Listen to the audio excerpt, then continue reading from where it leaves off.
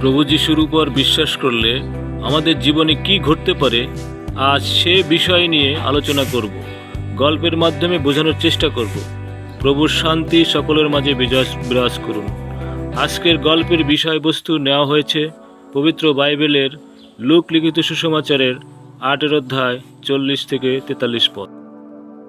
অনেক দিন আগের কথা, একদিন যিশু স্বর্গরাজ্যের বিষয়ে প্রচার করছিলেন। অনেক লোক যিশুকে ঘিরে ধরল ও চাপাচাপি করতে লাগলো যিশুর কথা শোনার জন্য, কারণ যিশু ক্ষমতাসম্পন্ন ব্যক্তির ন্যায় কথা বলতেন।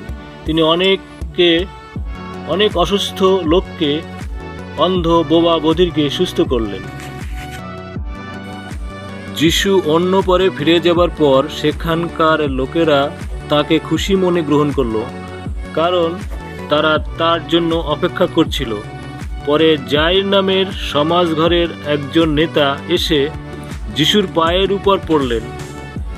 তার 12 বছরের একমাত্র মেয়েটি মরবার মতো হয়েছিল।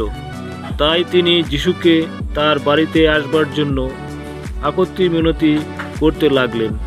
যিশু যখন যাচ্ছিলেন তখন লোকেরা তার চারিদিকে তা ভিড় করে ঠেলাঠেলি করছিল। তাদের মধ্যে একজন স্ত্রীলোক 12 বছর ধরে রক্তস্রাব রোগে ভুগছিল।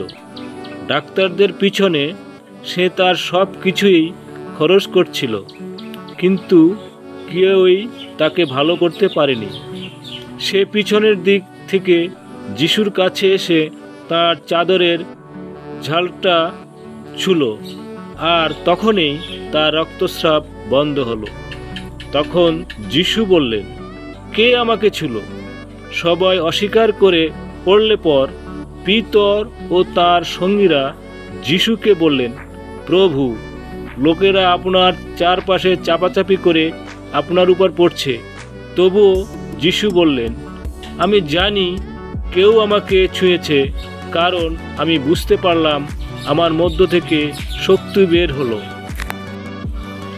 সেই স্ত্রীলোকটি যখন দেখল সে ধরা পড়েছে, তখন কাঁপতে কাঁপতে যিশুর সামনে সে উপুর হয়ে পড়ল। পরে সকলের সামনেই সে যিশুকে বলল কেন সে তাকে ছুঁয়েছিল আর কেমন করেই সে তখনই ভালো হয়েছে। যিশু সেই স্ত্রীলোকটিকে বললেন, তুমি বিশ্বাস করেছো বলে ভালো হয়েছো, শান্তিতে চলে যাও।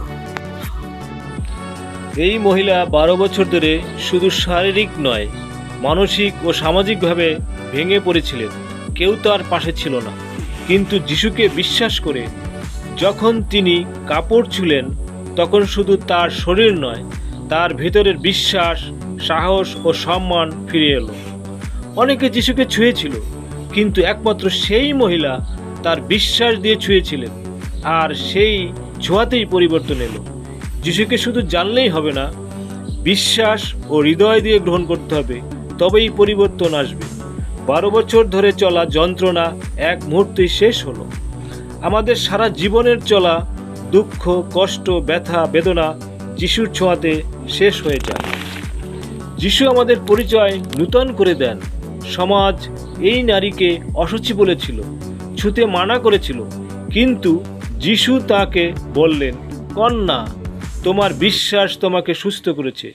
এই এক শব্দ কন্যা তাকে নূতন পরিচয় দিল। আমরা চোর, ডাকাত, দস্যু, ব্যভিচারী, বদমাইশ, সকল প্রকার অপরাধী যাই হই না কেন, যিশুর ছোঁয়ায় আমাদের পাপ মোচন হয়। আমরা নূতনভাবে সমাজের পরিচয় ফিরে পাই। তিনি আমাদের সন্তান বলে গ্রহণ করেন, আমাদের আত্মপরিচয় নূতন করে তৈরি করেন। যিশুর কাছে সব সমস্যার সমাধান আছে। ডাক্তার ব্যর্থ হয়েছিল, সমাজ ঠেলে দিয়েছিল, আশা শেষ হয়ে গিয়েছিল, কিন্তু যিশু ছিলেন শেষ আশার আলো, যিনি ব্যর্থ হন না। আমরা যখন জীবন থেকে হতাশ হয়ে পড়ি, তখন যিশু হয়ে ওঠেন আমাদের শেষ ও চূড়ান্ত সমাধান। তাই আসুন প্রিয়জনেরা, আমরা বিশ্বাস ও ভক্তি সহকারে যিশুকে গ্রহণ করি এবং জীবনের শান্তি খুঁজে পাই। আমেন। সকলকে ধন্যবাদ। আমার এই ভিডিও বার্তাটি যে যেখান থেকে শুনছেন সকলকে প্রীতি ও শুভেচ্ছা জানাই। যদি ভালো লাগে লাইক দিবেন, কমেন্ট করবেন, সাবস্ক্রাইব করে আমার পাশে থাকবেন।